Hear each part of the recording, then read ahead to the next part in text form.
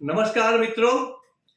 आज मैं आपको शनि महाराज, नौ ग्रहों में जो शनि देवता है उसका दुष्प्रभाव में से मुक्त करने के लिए, शनिदेव की खफा दृष्टि से मुक्त करने के लिए या फिर समझो कि बचने के लिए थोड़े बहुत उपाय बताना चाहता हूं।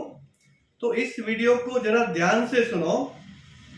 जिस व्यक्ति को ढैया चल रही है, मतलब पनौती चल रही है या फिर साढ़े साती चल रही है, या फिर कुंडली में शनि महाराज का दुष्प्रभाव है, कुंडली में शनि देव का जो दुष्प्रभाव रहता है उस व्यक्ति को कोई न कोई दिक्कत रहती है, कभी ना कभी प्रॉब्लम में फंस जाता है और हर हमेश अपना काम होता ही नहीं है, अपने काम में विलंब होता है और कोई भी काम करने जाए तो वापस ही आता है।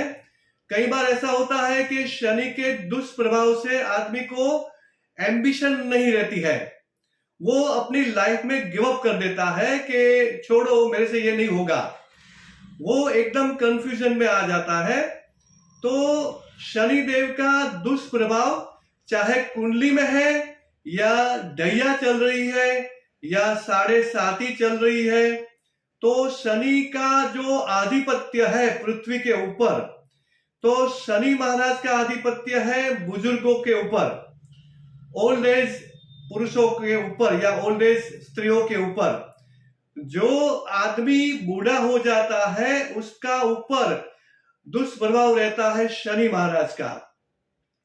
और जो रास्ते में जो काम करने वाले मजदूर लोग होते हैं, उन लोगों के जो बच्चे होते हैं जो नंगे घूमते रहते हैं, उसके ऊपर भी शनि महाराज का दुष्प्रभाव रहता है।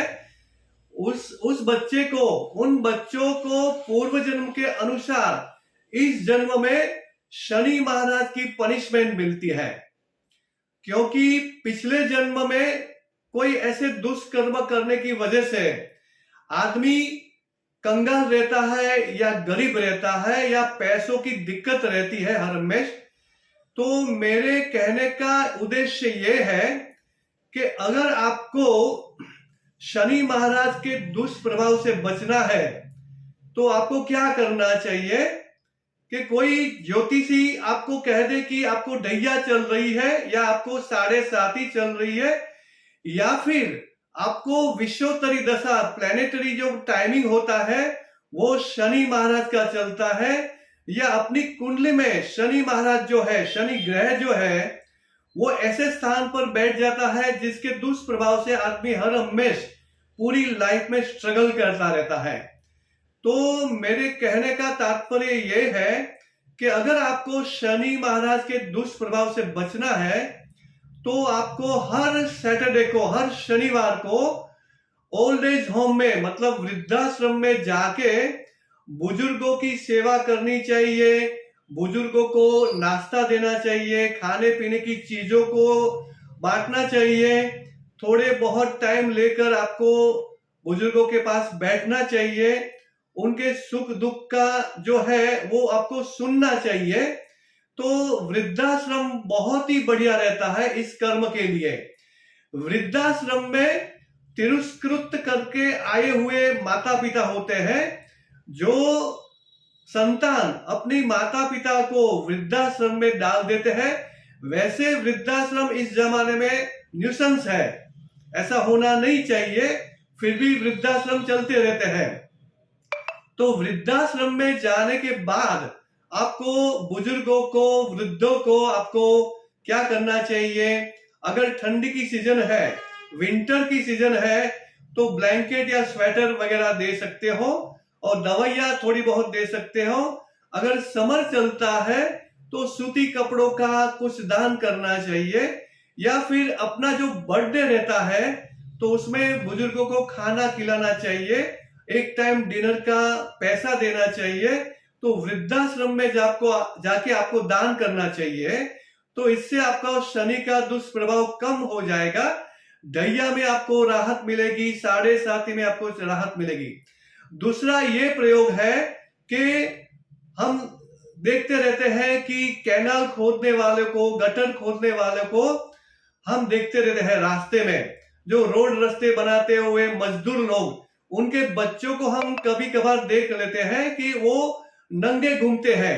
तो वो बच्चे को थोड़ा बहुत बिस्कुट या चॉकलेट दे दो शनिवार के दिन, या बच्चों को कोई कपड़े का दान दे दो। और अगर कोई बुजुर्ग भिखारी, भिखारी तो हम नहीं बोल सकते, भिक्षुक लोग जो बोलते हैं, तो वो रास्ते में भटकते हुए भिखारी को भी थोड़े बहुत कपड़ों का दान दे दो, खाने की चीजें दे दो। हर रोज आप नहीं कर सकते तो शनिवार को दे दो। अगर हर शनिवार को आप नहीं कर पाते तो एक महीने के एक शनिवार को आप दे सकते हो।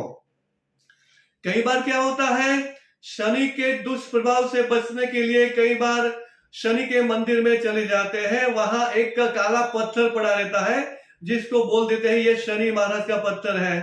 तो शनि महाराज के पत्थर के ऊपर तेल की जलाधारी करते हैं, तेल की धारावाही करते हैं, तो वो तेल तो वेस्ट हो जाएगा, गटर में चला जाएगा। तो ऐसा करने से आपको कोई प्रभाव या कोई फल नहीं मिलने वाला है। शनि महाराज के अगर मंदिर में जाना चाहते हो, सिर्फ आप नमस्कार करो, अच्छे होने की कामना करो, लेकिन जो पैसा खर्च करना है आपको शनि महाराज के मंदिर में, तो ऐसे वृद्धाश्रम में जाके बुजुर्गों की सेवा करो, थोड़े बहुत दान पुण्य करो। और रास्ते में जो मिले मजदूर लोग, हम मजदूर लोग ऐसे बोलते हैं, इसलिए बोलते हैं कि फैक्ट्री में काम करने वाले कारीगर होते हैं, तो कारीगर को मैं उद्देश्य नहीं करता हूं।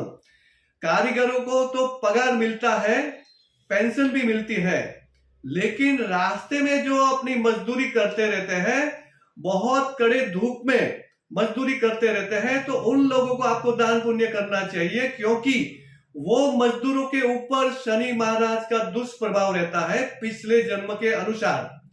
शनि महाराज जो है, इस जन्म में हम कम कर्म करेंगे तो अगले जन्म में पनिशमेंट मिलेगा। तो आपको इस जन्म में भी आपको बहुत ही अच्छे कर्म करने चाहिए, क्योंकि शनि जो है वो न्याय का कारक ग्रह है। न्याय मिलने में बहुत ही अच्छा फल मिलना है, तो आपको शनि महाराज को उद्देश्य करके आपको दान पुण्य करना है। शनिवार का व्रत भी करना है, एक टाइम भोजन लेके, और शाम को आपको फल फ्रूट ही लेना है। शनि देव का जाप भी आप करो तो अच्छा है, लेकिन जाप करने से ज्यादा अच्छा है दान पुण्य करो, तो बहुत ही बढ़िया रहेगा। तो मित्रों, ये शनि की महादशा, अंतरदशा, या फिर शनि की ढैया, या फिर शनि की 7.5 जब चल रही है, तो ऐसे ऐसे उपाय करने से आपको बहुत ही अच्छा फल मिल सकता है। तो मित्रों, ये वीडियो अगर आपको पसंद आया है तो मेरे को लाइक करना, मेरे द्वारा आप शेयर करना, और खासकर दूसरे लोगों को सब्सक्राइब करने को भूलना मत। तो मैं ये वीडियो आपको आशीर्वाद देके यहाँ पर समाप्त करता हूँ। अस्तु।